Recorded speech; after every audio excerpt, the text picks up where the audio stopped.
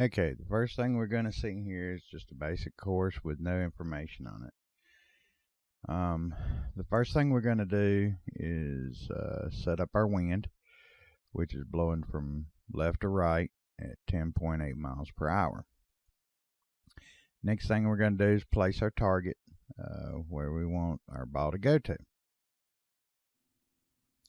Now, something to keep in mind here is that every shot that we're going to make is as if you're hitting a perfect shot each and every time. There's no curl, there's no top spin, bottom spin, left or right spin. You're just hitting a perfect shot every time.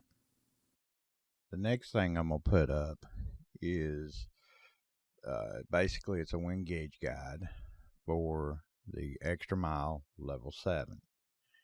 And the reason for this is you will see later on where knowing this information is very important for what we have to do. Now, back to the original question, how does the wind affect your ball? Well, if we have a left to right wind at 10.8 mile an hour, you're going to say, well, it's going to blow your ball from left to right. My next question is going to be, how far? That way I know how much to move my target to compensate for such.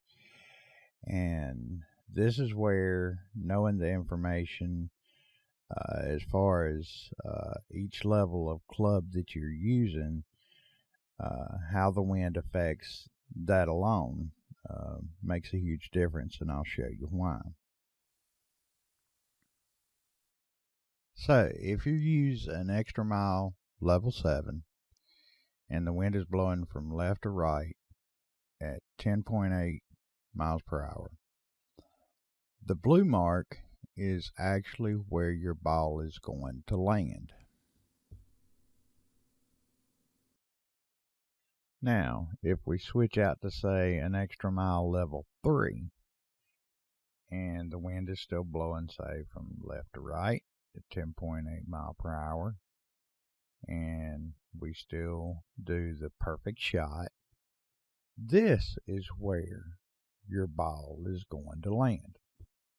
So, what we've got to see here is how the ball is affected by wind. But also what we've got to see is how it's affected by wind according to the level of club that you're using. Not only if you're using a special ball, but the club itself. Now, you can get the information as far as each level of club, every club, on how much each ring makes a difference on where the ball lands according to whatever wind you have. I would suggest that go to Golf Clash Notebook. You can look at the tools, and it will tell you. You can find out what ring adjustments are for each level of club. Our next video will get into the wind gauge and how to use it and things like that.